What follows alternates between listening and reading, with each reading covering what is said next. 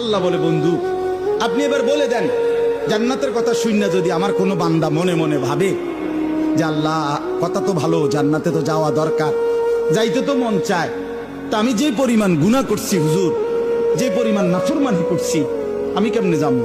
আমার তো গুনাহ অনেক বেশি। তা আল্লাহ বলেন, নাব্বি ইবাদি আন্নী আনাল গফুরুর রহিম। বন্ধু বলে দেন, বান্দা গুনাহ যত বেশি হোক কোনো অসুবিধা নাই, আমি আল্লাহ গফুর রহিম, আমি চূড়ান্ত ক্ষমাশীল, আমি চূড়ান্ত দয়াবান। আসমান পর্যন্ত যদি গুনাহ পৌঁছে যায়, কসম আল্লাহর আমি ওয়াদা দিলাম মাফ করে দেব।